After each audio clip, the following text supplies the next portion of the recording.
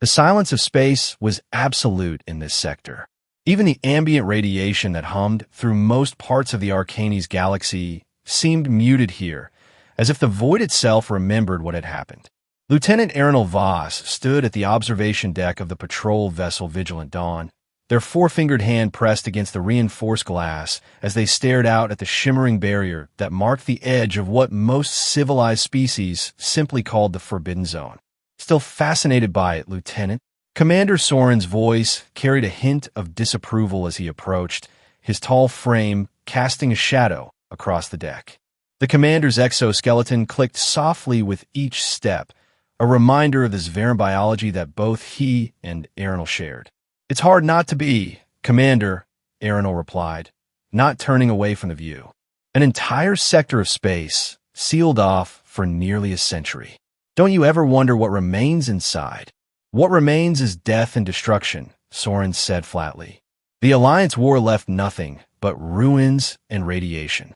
The Council's quarantine protocols exist for a reason." Arenal nodded, but didn't reply immediately. The Alliance war had reshaped galactic politics, ending with the apparent extinction of one of the most aggressive species known to the Council races, humans. History taught that they had deployed something called the Greylite, a weapon of such horrific power that it had consumed most of their own fleet along with significant portions of the Coalition forces.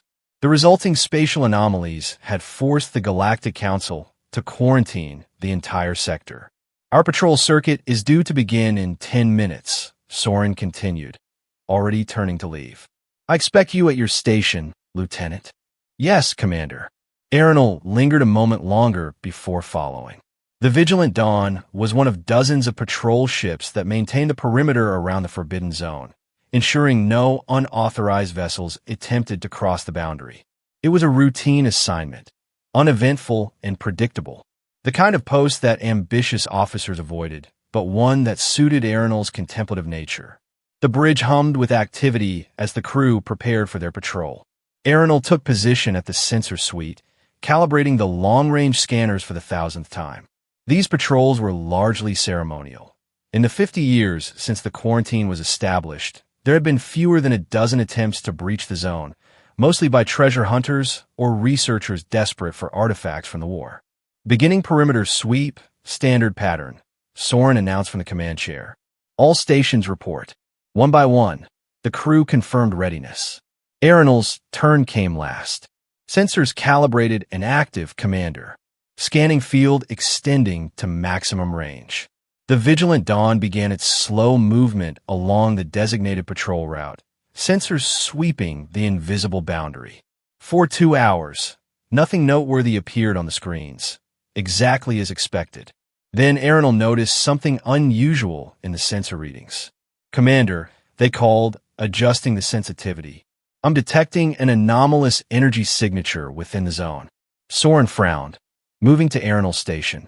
"Interference from the boundary field?" "No, sir. This is different. It's pulsing. Regular intervals, approximately 12 seconds apart." "Location?" Arenal highlighted a region on the display. "Approximately 3,000 kilometers inside the boundary. Signal strength is weak but consistent. Probably debris from the war," suggested Navigation Officer Tila. "Old emergency beacons sometimes activate when their power cells degrade." Soren studied the readout. "Have we detected anything like this before?" "Negative," Arenal replied. "And the signature doesn't match any known emergency beacon configurations in our database." A moment of silence fell across the bridge as the implications settled in. Any active technology within the zone raised uncomfortable questions. "Should we report this to Central Command?" Arenal asked. Soren's mandibles clicked thoughtfully. "Not yet. It could be nothing. Malfunctioning debris, as Tila suggested. Continue monitoring the signal." "Commander," Arenal pressed, "protocol states that any anomalous readings from within the zone must be reported immediately." "I'm aware of protocol, Lieutenant," Soren replied sharply. "And I'm also aware that Central Command will demand extensive documentation before considering action. Let's gather more data first." As the patrol continued, the signal grew marginally stronger. Arenal focused the sensors more precisely, trying to determine the exact nature of the energy signature. Commander, I've isolated the signal frequency. It's using an old communication protocol. Soren's posture stiffened. Whose protocol? Arenal hesitated before answering. Human standard, sir. Early Alliance war. Period. The bridge fell silent. Even mention of human technology was enough to make most Zveran uncomfortable. The stories of human warfare were taught to every child. Their unpredictability, their tendency toward excessive force, their disturbing ability to adapt enemy technology against its creators. That's impossible, Soren said finally. Human vessels were completely destroyed in the Greylite event. There shouldn't be anything functional left. The readings are clear, sir, Arenal insisted.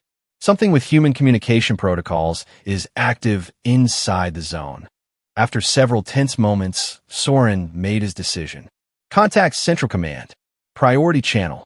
The communication officer worked quickly, and soon the stern face of Fleet Admiral Nexar appeared on the main screen. Soren reported their findings concisely, emphasizing the signal's human origin. The Admiral's response was immediate and absolute. Maintain your position outside the boundary. Do not, under any circumstances, enter the Forbidden Zone. Continue monitoring and reporting any changes in the signal. A specialist team will be dispatched to your coordinates. Acknowledged, Admiral, Soren replied. As the communication ended, he turned to Arenal. You have your orders, Lieutenant. Keep tracking that signal, but we are not to cross the boundary. Yes, Commander, Arenal said, though their mind was already racing with questions.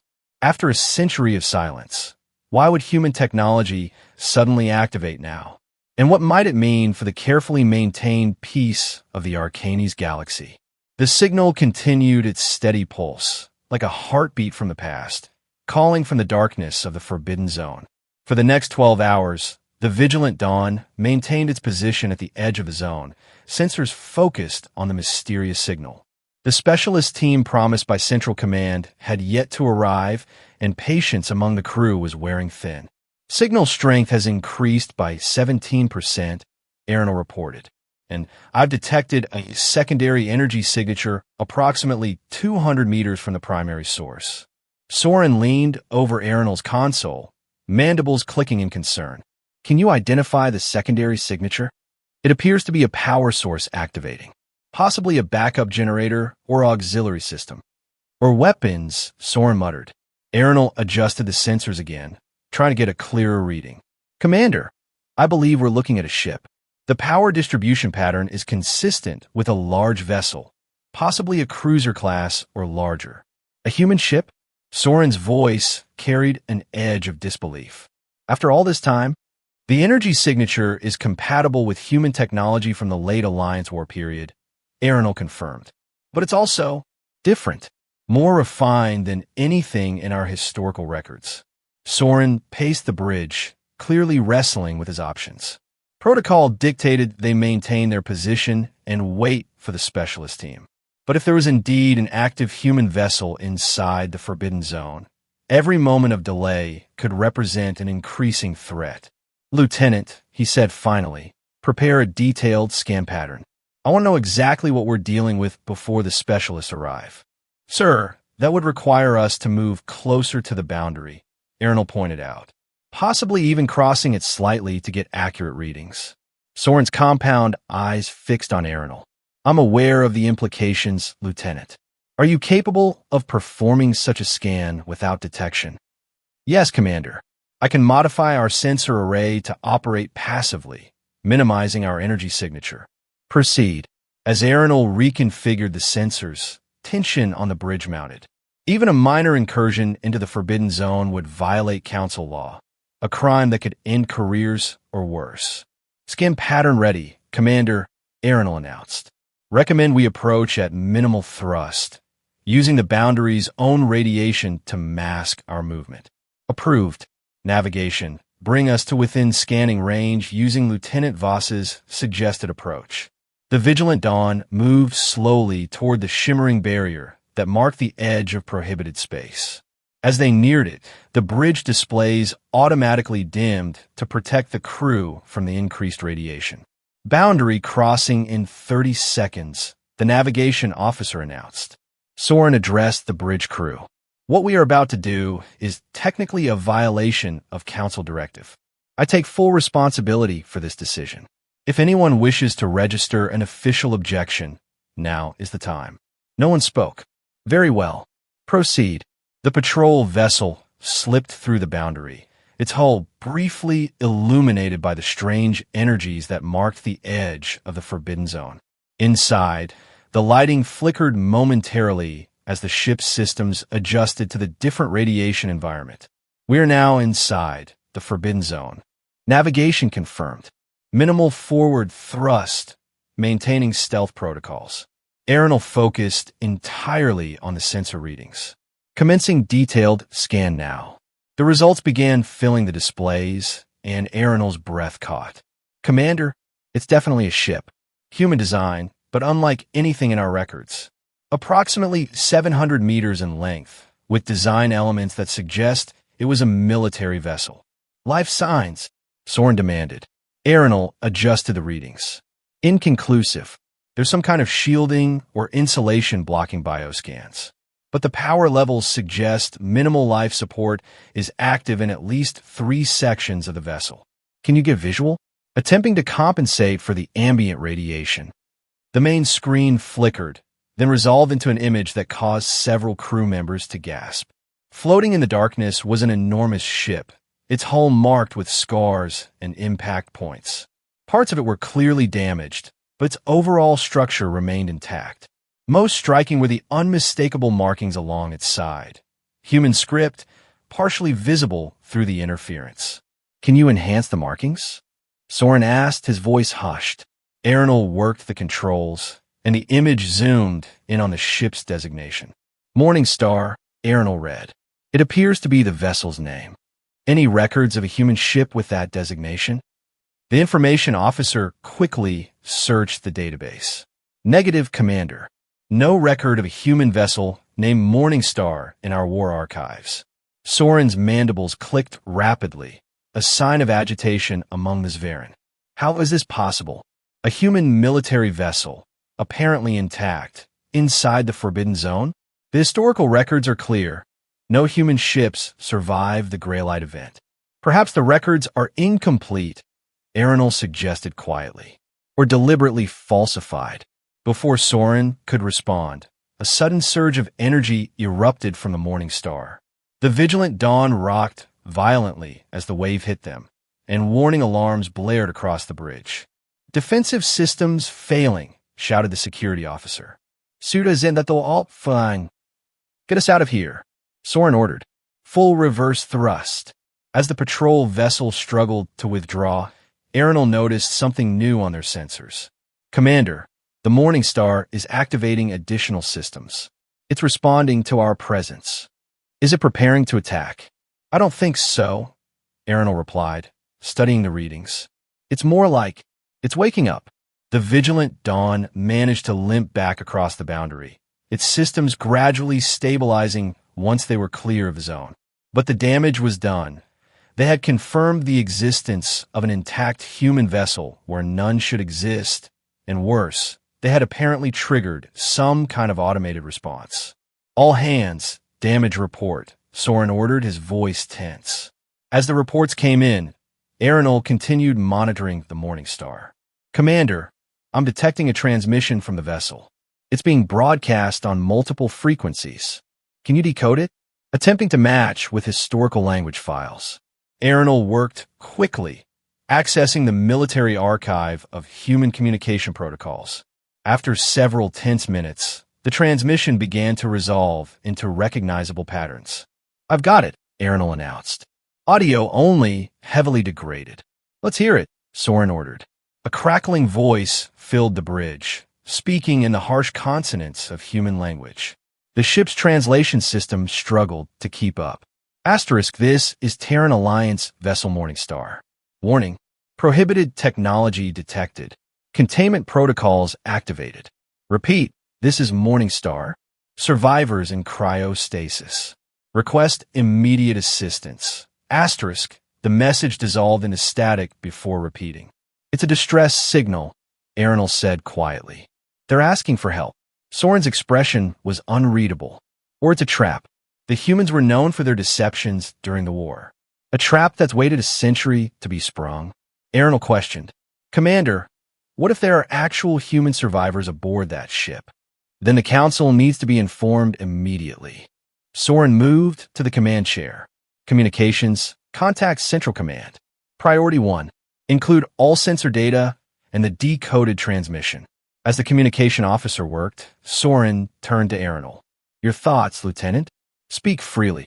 Arenal hesitated, then said, I think we've uncovered something that challenges everything we've been told about the end of the Alliance War. If humans have survived, even in stasis, the Council will have to reconsider a century of policy, or they'll destroy the evidence, Soren said softly, surprising Arenal with his frankness. Not everyone will welcome this discovery, Lieutenant. Be prepared. The response from Central Command came faster than expected.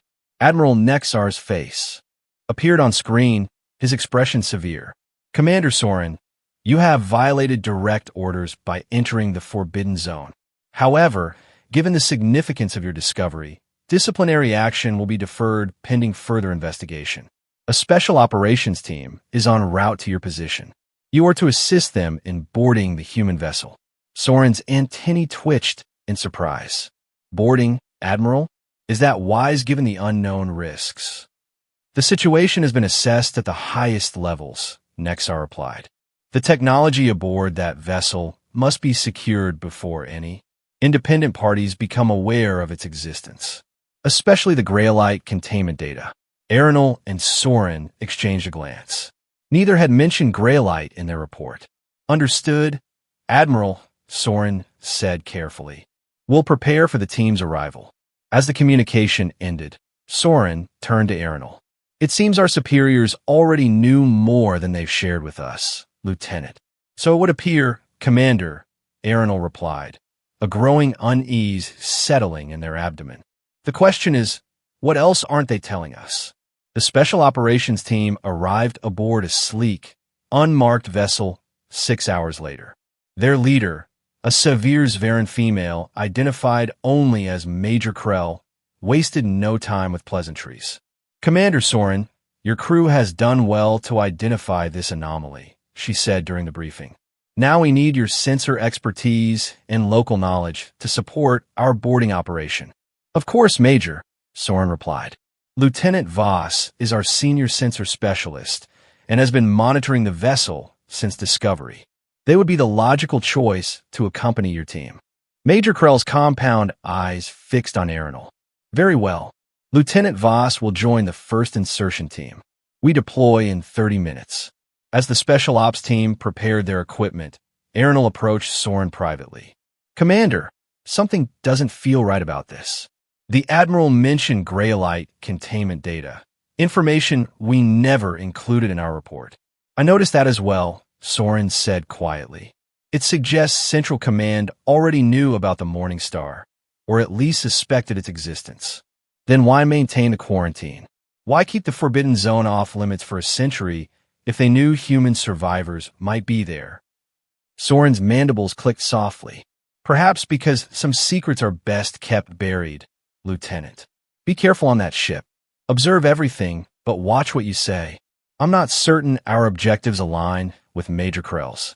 30 minutes later, Arenal found themselves aboard the Special Ops Team's shuttle, approaching the massive hulk of the Morning Star. Up close, the human vessel was both more impressive and more damaged than the scans had suggested. Entire sections appeared to have been torn open to space, while others remained remarkably intact. Approach vector locked on what appears to be a maintenance airlock, reported the pilot. Structural analysis suggests this section still retains pressure integrity. Major Krell addressed the insertion team. Our mission is clear. Secure the ship's central data core and any information relating to Graylite technology. Secondary objective is to identify any human survivors and assess their condition. Lethal force is authorized against any active defense systems, but survivors are to be taken alive if possible. The shuttle docked with a metallic clang, and the team prepared to breach the airlock. Aeronal checked their equipment one final time. Standard-issue sidearm, sensor pack, and an environment suit that would protect them inside the potentially hazardous atmosphere of the derelict. Breaching in 3, 2, 1, the airlock cycled open, revealing a dark corridor beyond. Emergency lighting activated automatically as they entered, casting everything in an eerie red glow. Atmosphere reads as oxygen-nitrogen mix, one of the operatives reported. Thin but breathable. Radiation levels elevated but within tolerable parameters. Keep your suits sealed nonetheless, Krell ordered. Move out, standard search pattern. They advanced through the corridor, passing signs of both damage and hasty repairs. Aeronal noted strange markings on several bulkheads, not part of the ship's original design, but added later. Major, they called, indicating one particularly prominent symbol. These markings appear to be some kind of warning or memorial. Krell examined the symbol, a stylized star with jagged rays. Note in the record, but keep moving. Our objectives lie deeper. As they progressed further into the ship, Aeronal's sensor pack detected increasing power signatures ahead. Major, I'm reading a significant energy source 2 levels below us, consistent with a central reactor or power distribution node. That matches our intelligence, Krell replied. Find us a way down. They located an emergency access shaft and descended carefully. The lower levels showed less damage, suggesting this area had been somewhat protected during whatever catastrophe had disabled the ship. Life support is actively running in this section, Aeronal noted, checking their instruments. Recently activated within the last 24 hours.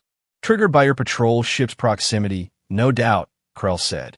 They reached a sealed door marked with human script. One of the specialists used a translation device. Cryogenic storage, he read. Authorized personnel only. Krell nodded. This is it. Breach the door. The team worked quickly to override the ancient locking mechanism. As the door slid open with a hydraulic hiss, cold air rushed out, carrying the smell of chemicals and preserved organic matter. Inside was a vast chamber filled with rows of cylindrical pods, each approximately 2 meters in length, size for human occupants. Most appeared dark and inactive, but a section near the center glowed with blue light, indicating operational status. By the council, one of the operatives whispered, "They're still here." Aeronal moved to the nearest active pod, wiping condensation from its viewing port. Inside, preserved in artificial sleep, with a human, the first any of them had seen outside of historical recordings. The being looked surprisingly similar to Zverin in basic structure, though with only 2 arms and distinctly different facial features. Major, Aeronal called, these stasis pods are active. Life signs are stable. These humans are alive.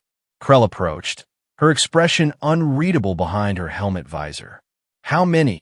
Aeronal consulted their scanner. 27 active pods in this chamber. Possibly more elsewhere on the ship. Survivors, one of the team members said in awe. After all this time? Not for much longer, Krell replied coldly, reaching for her weapon. Set charges on the active pods. We have orders to ensure nothing leaves this ship. Aeronal stepped between Krell and the nearest pod. Major, these are living beings. The Council's prohibition on the Forbidden Zone never authorized the execution of survivors. Stand aside, Lieutenant, Krell ordered.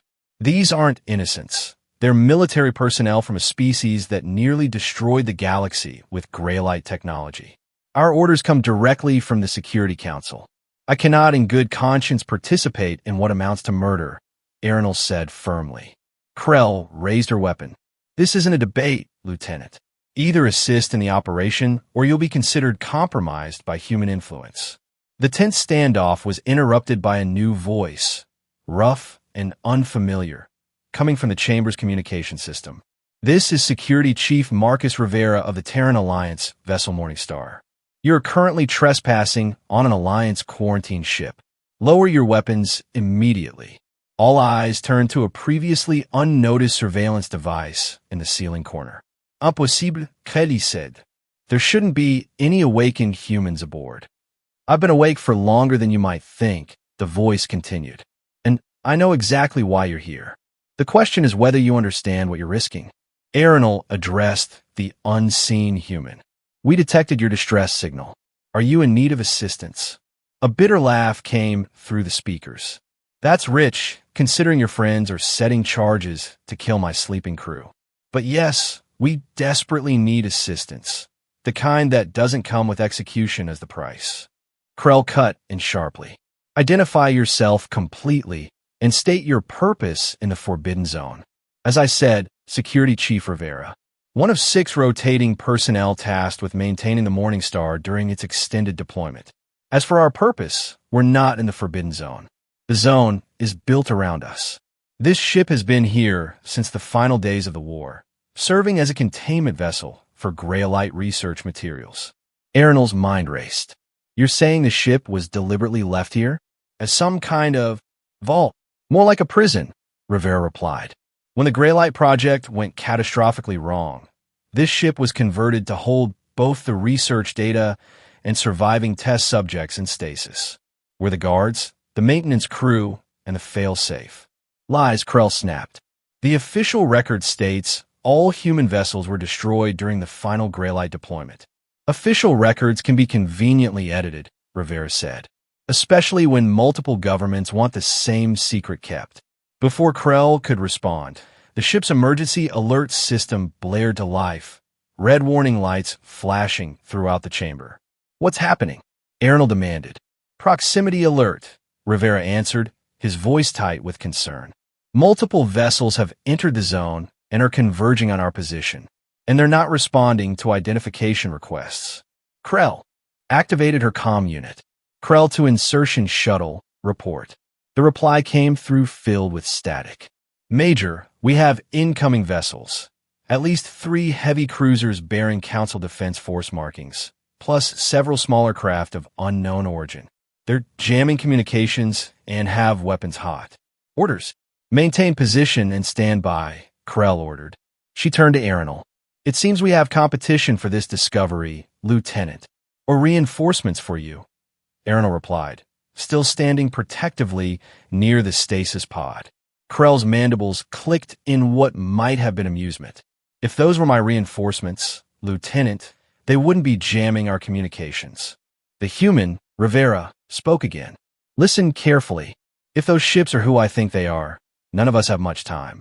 There's a faction within your council that has known about the Morningstar for decades. They've been waiting for an opportunity to seize the Graylite research without oversight. Why would they wait so long? Arenal asked. Politics, treaties, fear of what would happen if the truth came out. But now that you've found us and filed an official report, their hand is forced. They have to move before the full council learns the truth. Krell lowered her weapon slightly. What truth? That humans didn't deploy Graylite as a weapon, Rivera said grimly. It was an accident, a containment failure during testing. And your council representatives were there as observers when it happened. They knew the risks, but pushed for the test to continue. A heavy silence fell over the cryo chamber. Arenal looked at the sleeping humans, then at Krell and her team. If that's true, then the entire narrative of the Alliance War has been manipulated. History is written by the survivors, Rivera said. And your council made sure there weren't many human survivors to contradict their version of events. The ship shuddered as something impacted its outer hull. They're attaching boarding craft, Krell's communications specialist reported. Multiple breach points detected. Krell made a decision. Lieutenant Voss, take half the team and secure our shuttle. We may need to make a rapid exit. She turned to the surveillance camera. Rivera, is there a way to transmit the true historical data to our vessel?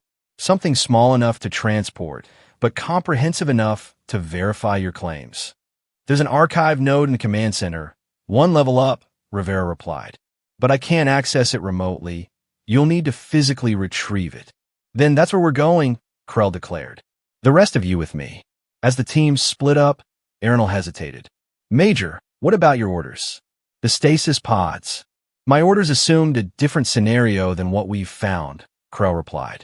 If Rivera is telling the truth, destroying these survivors would compound an already monumental injustice.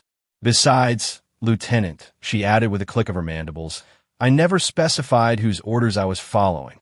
Arenal led their group back the way they had come, moving quickly through the ship's corridors. Behind them, they could hear the distinct sounds of breaching charges and weapons fire. Commander Soren, Arenal called through their comm unit. Do you read me? Static hissed for a moment before Soren's voice came through. I read you, Lieutenant. Your signal is weak. What's your status? Complicated, sir.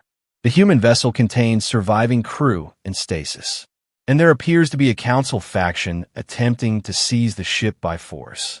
I can confirm the latter, Soren replied grimly. 3 Council Defense Force vessels have entered the zone, ignoring all hails. They've ordered the Vigilant Dawn to withdraw, citing special authority from a Security Council. Don't withdraw, sir, Arenal urged. The official narrative about the end of the Alliance War may be false. The humans claim the Greylite incident was an accident, not a deliberate attack. That's a significant allegation, Lieutenant. One we might be able to prove. Major Krell is attempting to secure historical data from the ship's command center. A new voice broke into their communication. Major Krell, her transmission broken and distorted. Lieutenant, command center secured, but we have hostiles. Closing in. The archive node is. Get to the shuttle. Transmit coordinates to Rivera. Major? Major. Arenal called, but received only static in response. They reached a junction where the corridors split in 3 directions. Distant weapons fire echoed from 2 of the paths. Which way to the shuttle bay? Arenal asked the team. Left corridor, one of the operatives replied. But those sounds. Hostiles between us and extraction, another finished. Arenal made a quick decision. Rivera, if you can hear me, we need an alternate route to our shuttle. I hear you. The human's voice came through a nearby wall panel. There's a maintenance tunnel 2 panels down on your right. It'll take you around the fighting, but it's going to be tight for your species. We'll manage, Arenal replied. They quickly located the panel and removed it, revealing a narrow passage beyond. Everyone threw quickly. The team squeezed into the tunnel, moving as fast as the confined space would allow. The sounds of conflict grew louder, then more distant as they bypassed the main corridors. Rivera, Arenal called softly. What exactly is happening on this ship? Who is fighting whom? Your boarding party split into factions, Rivera explained, his voice coming through periodic service panels. Some are clearly here to destroy evidence. Others seem to be trying to preserve it. Plus, my automated security systems are engaging all intruders equally. It's chaos. And where are you in all this? A brief pause. Making preparations. The Morning Star has one final protocol if containment is breached. I've spent decades hoping I'd never have to use it. That didn't sound reassuring. What kind of protocol? The kind that ensures Greylite technology never leaves this ship, regardless of the cost. Before Arenal could press further, they reached the end of the maintenance tunnel. Rivera guided them through a series of less-traveled corridors until finally they emerged near the shuttle bay where their craft was docked. Commander Soren, Arenal called. We're approaching our shuttle. What's the situation outside?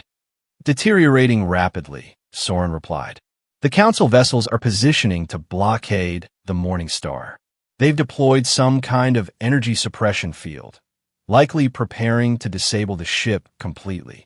Or preparing to destroy it once they've extracted what they want, Arenal muttered. They reached the shuttle bay to find 2 of Krell's original team standing guard. Lieutenant, we thought you might not make it, one called. The Major's team is still trying to reach us. Any communication from them? Sporadic. They secured something from the command center, but got cut off during extraction. They're trying to find an alternate route. Arenal activated the shuttle systems, preparing for immediate departure. Commander Soren, is there any chance the Vigilant Dawn could create a distraction? Something to draw attention away from this shuttle when we launch? We could try, Soren replied, but we're significantly outgunned by the Council vessels. An alarm blared through the human ship, followed by Rivera's voice over the general communication system. Attention, all intruders. Greylite containment has been compromised. Emergency protocols are now active. You have 15 minutes to evacuate before fail-safe detonation. What does that mean? One of the operatives demanded. It means we're out of time, Aronal replied. Commander, you need to withdraw the Vigilant Dawn to a safe distance immediately. According to the human security officer, this entire ship may be about to self-destruct. Understood. But Lieutenant, what about you and the team? We'll wait as long as we can for Major Krell, then launch regardless. Just be ready to cover our escape, if possible. The minutes ticked by with excruciating slowness. The sounds of conflict within the ship intensified, then began to fade as various groups apparently heeded the evacuation warning.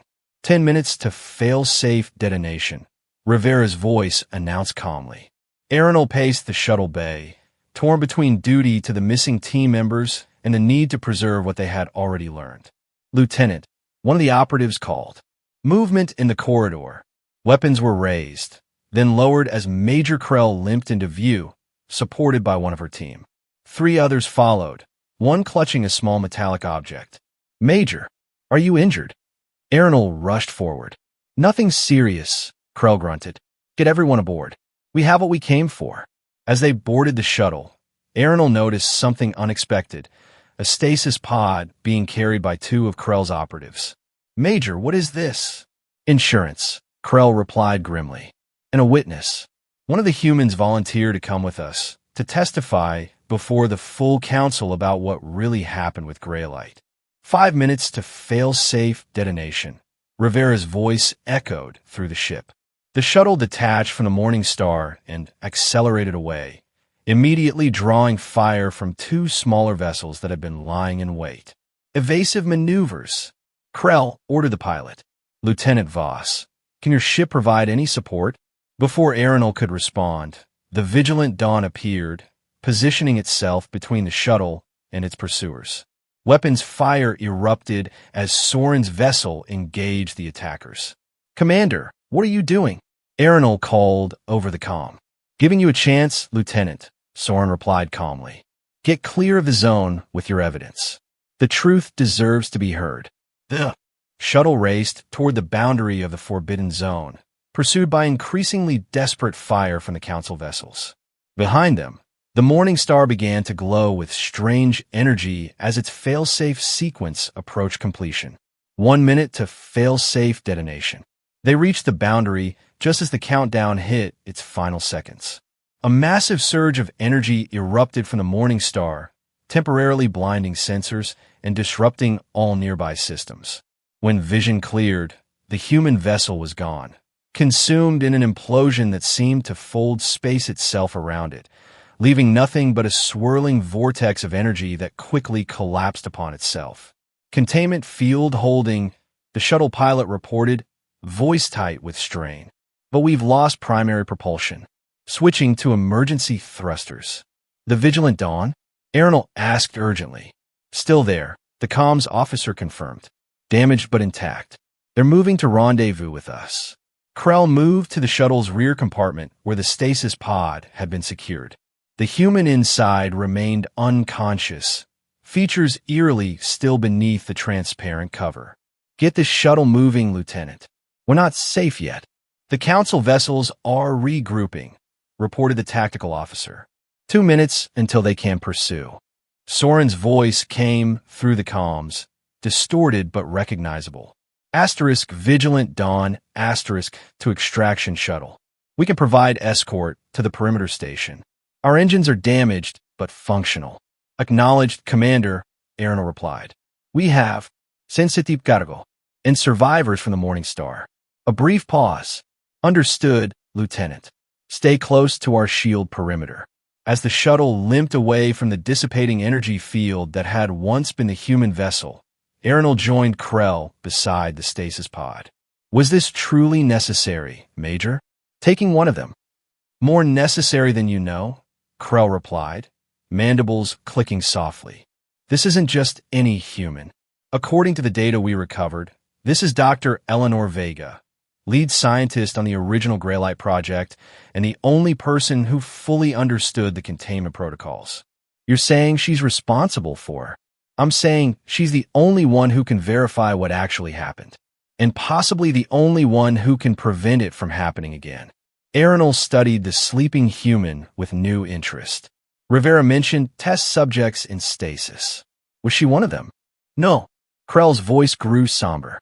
She was one of the guards, the wardens, the humans who volunteered to stay behind and ensure the Greylite technology never escaped containment.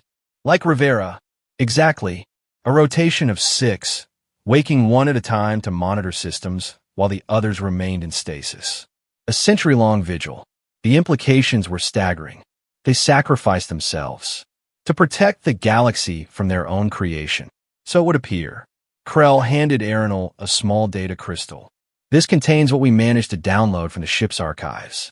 Historical records, research data, personal logs. Enough to challenge the Council's official narrative about the end of the Alliance War. And likely enough to get us all executed for treason, Arenal noted dryly. Only if we're caught before the information spreads. Krell's compound eyes fixed on Arenal. This isn't just about historical accuracy, Lieutenant. The faction that attacked us, they've been monitoring the Morning Star for decades, waiting for an opportunity to seize the Greylite research. But why? The technology was clearly too dangerous to control. Power. Leverage. The eternal motivations of those who believe they can succeed where others failed. Krell's mandibles clicked in frustration. More importantly, they've been manipulating Council policy for generations based on the fear of human aggression. The quarantine of the Forbidden Zone, the genetic screening laws, the restrictions on certain types of research, all justified by the human threat. A threat they knew was manufactured, Arenal concluded. Precisely. The shuttle shuddered as its damaged systems struggled to maintain flight. Through the viewport, Arenal could see the Vigilant Dawn positioning itself protectively alongside them, its own hull scorched from weapons fire. Commander Soren took an enormous risk, Arenal said quietly. His career is likely over, regardless of what happens next. He made his choice, Krell replied, as we all have. The question now is whether the full Council will listen to the truth, or whether those who've manipulated history will silence us first. The tactical officer interrupted their conversation. Major, Lieutenant, the Council vessels are in pursuit. Estimated interception in 17 minutes. Can we reach perimeter station before then? Krell demanded. Negative. Our damaged engines can't outpace them. Arenal moved to the communication console. Commander Soren, the Council vessels will overtake us before we reach the station. Recommendations? Already considered, Lieutenant, Soren replied.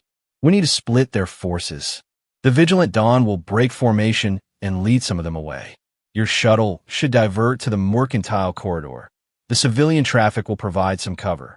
That's risky, Commander. The Council ships won't hesitate to fire on civilians if ordered. They might hesitate just long enough for you to transmit your findings to a secure network node. I've prepared a communication protocol that will distribute the data to multiple Council members simultaneously. Too many for our opponents to silence. Krell joined Arenal at the console. A sound strategy, Commander. We'll proceed to the mercantile corridor while you create a diversion. Good luck, Major. Lieutenant.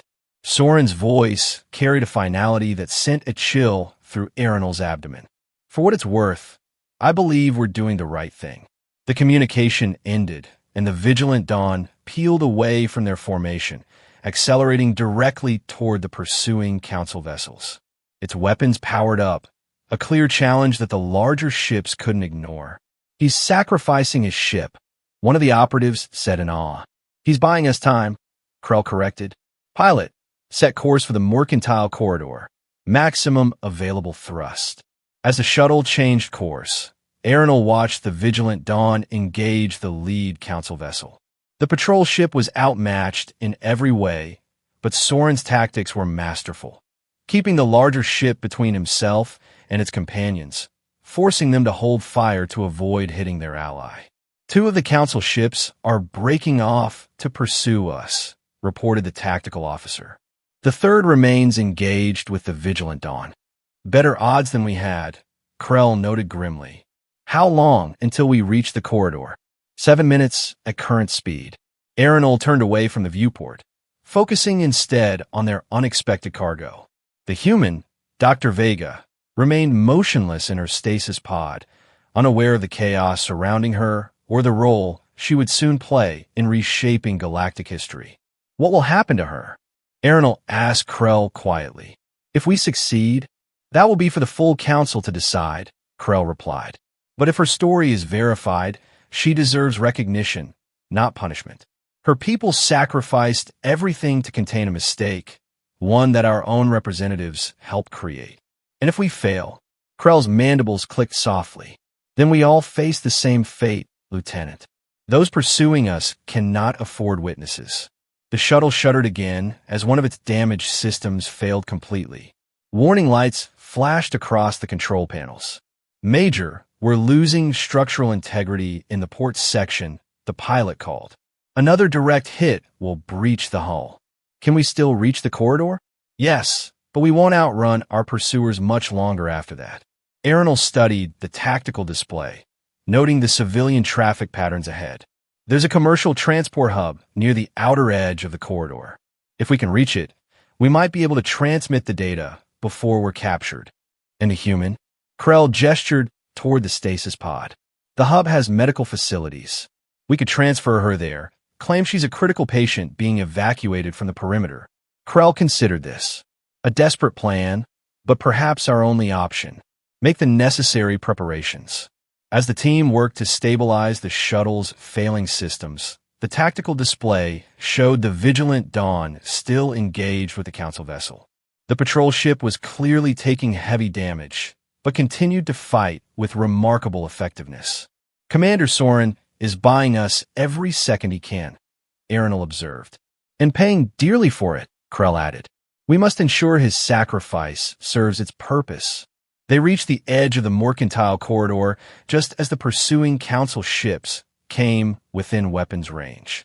The first volley missed narrowly as the shuttle dove into the lanes of civilian traffic, weaving between transports and passenger vessels.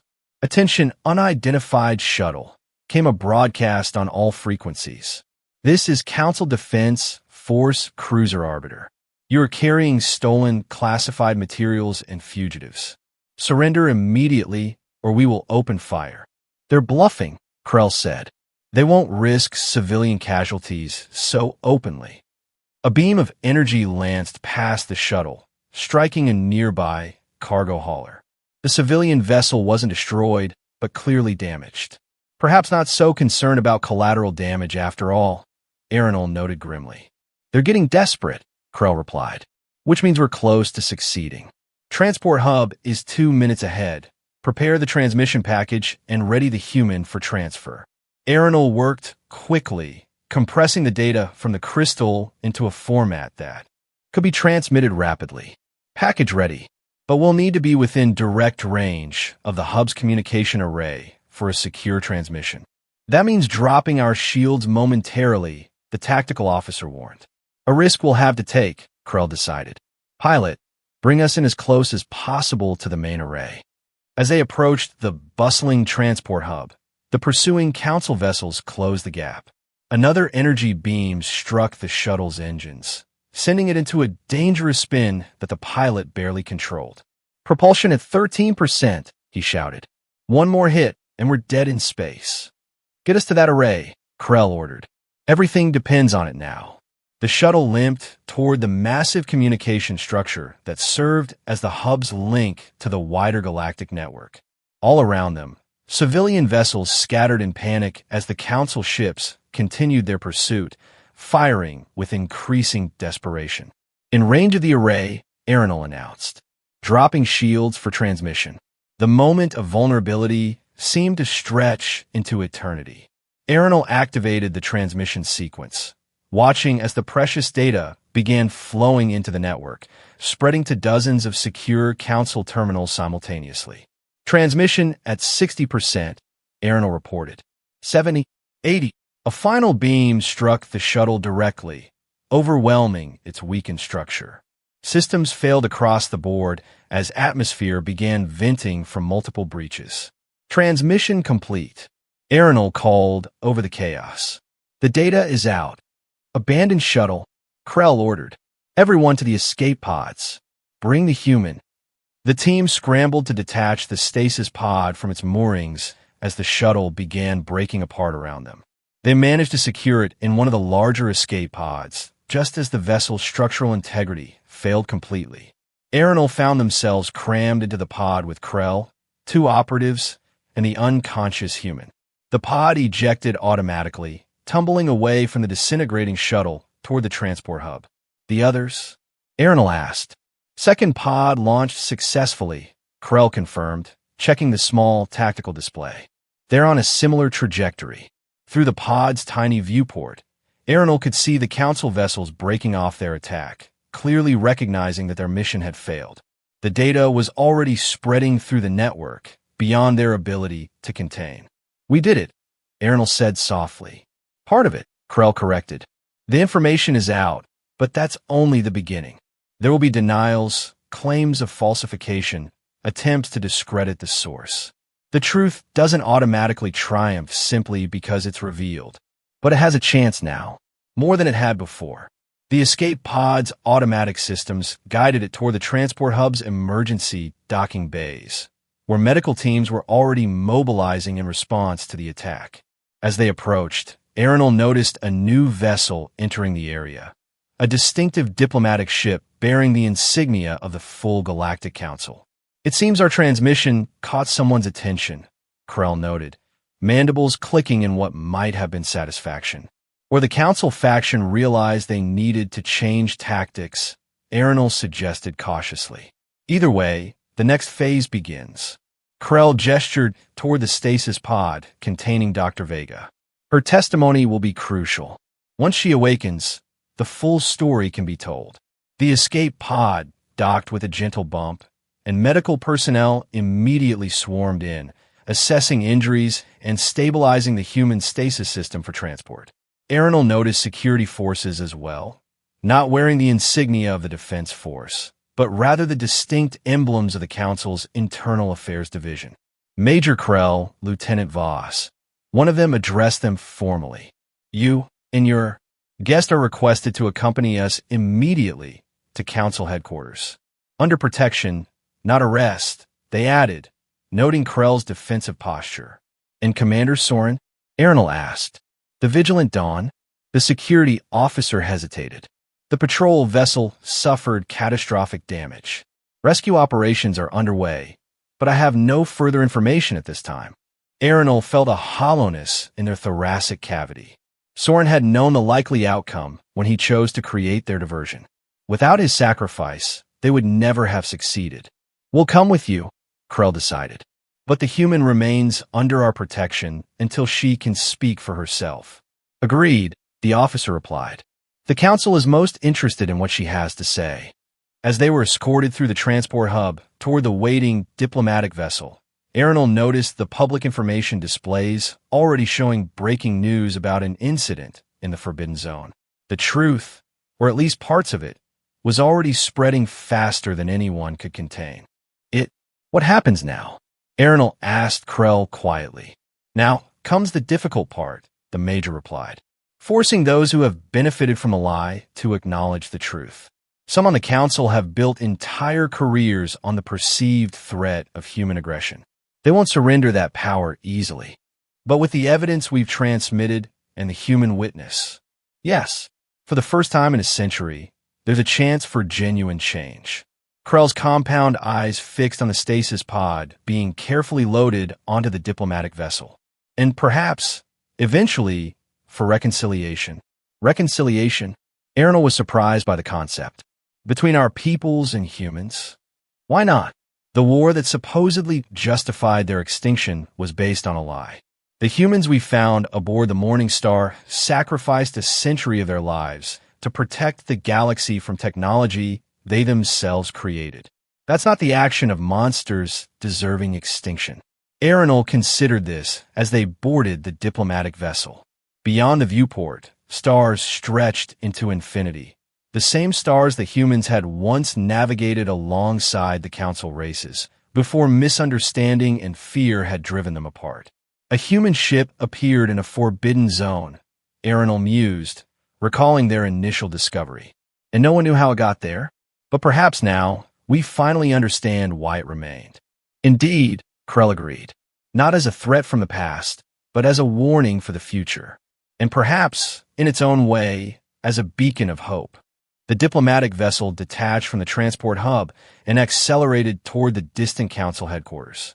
Within the stasis pod, Dr. Eleanor Vega continued her century-long sleep, unaware that her awakening would mark not just her own rebirth, but potentially that of her entire species. For the first time since entering the Forbidden Zone, Arenal felt something beyond curiosity or duty, a sense that perhaps they had been part of something truly important. Whatever came next, the truth about the Morning Star and its human guardians would no longer remain hidden in the darkness of space. The silence of the Forbidden Zone had finally been broken, and with it, the silence of history itself.